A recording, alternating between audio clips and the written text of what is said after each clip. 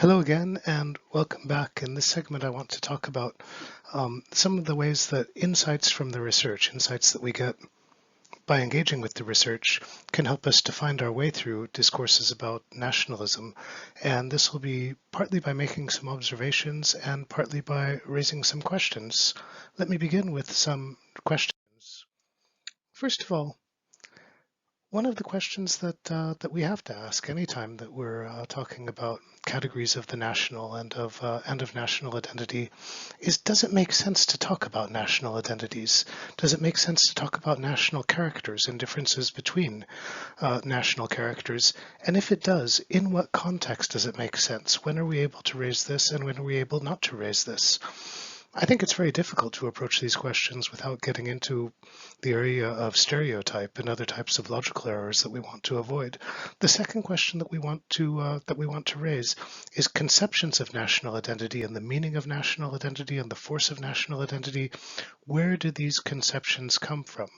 One of the things that I've been trying to underline in these presentations is the way that they can be traced to specific historical forces and to specific historical projects. Um, and Similarly, we can ask a related question about national symbols. What do they signify? How do they take on this meaning? And are there multiple meanings? I think that also in talking about national identities, we want to ask whether it's a category that can be negated. Is there an opposite of nationalism?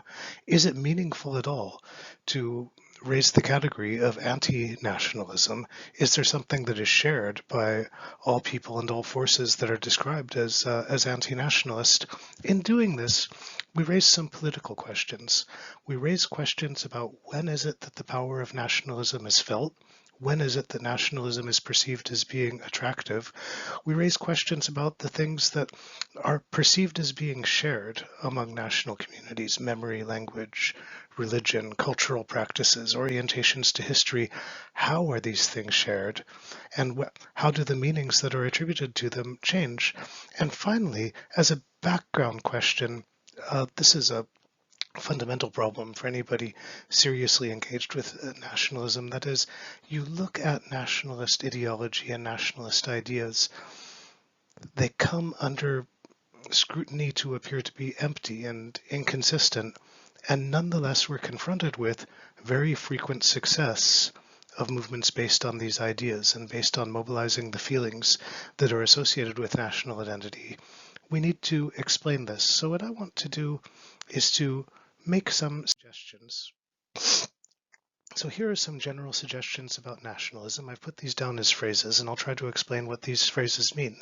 The first: nationalism is not the only thing out there, even though it is often presented as being the only thing out there, or the most natural option, or the easiest option available to people.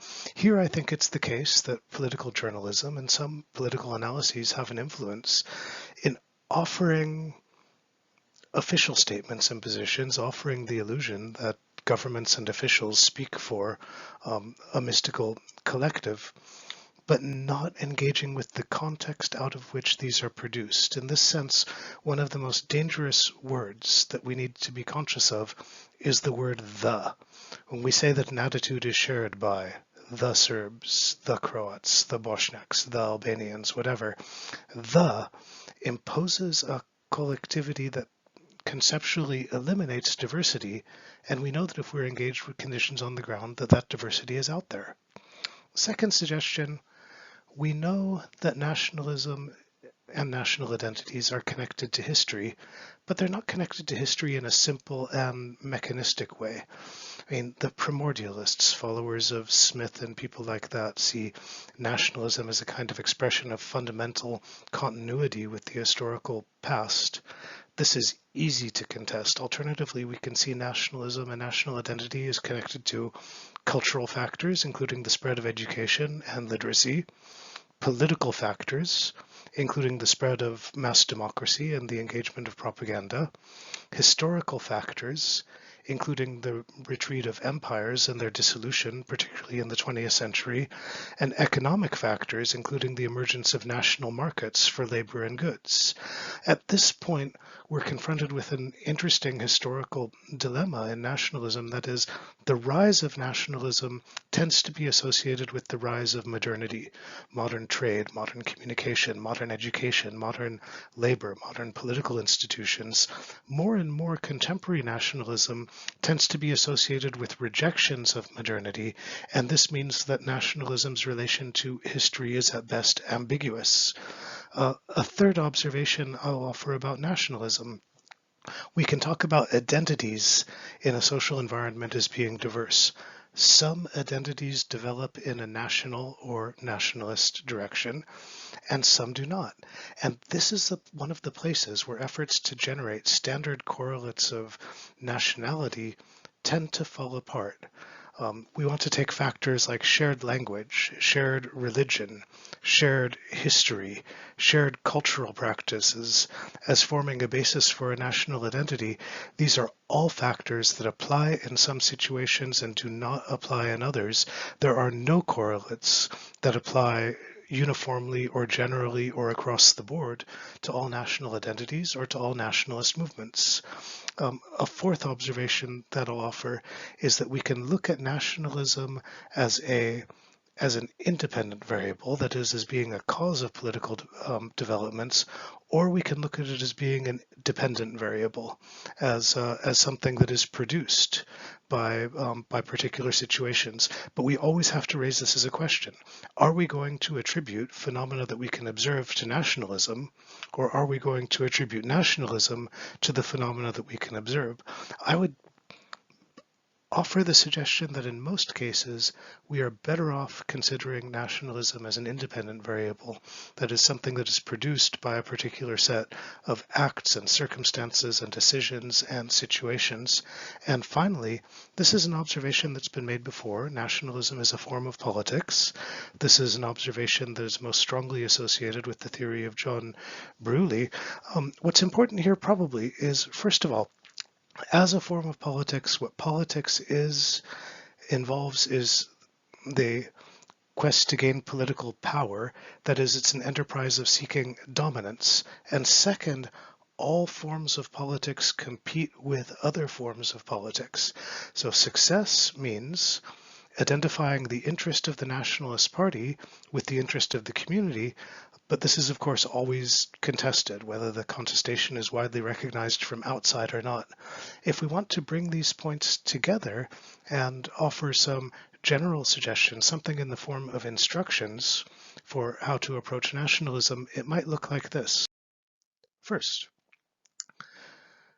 do not treat identities or nationalism as something that is simply given by the environment. Do not treat them as though they are phenomena proceeding directly from nature. They are products. Second, nationalism may be a particular outcome. Other outcomes were always possible, and in a moment when outcomes are in formation, other outcomes are always possible.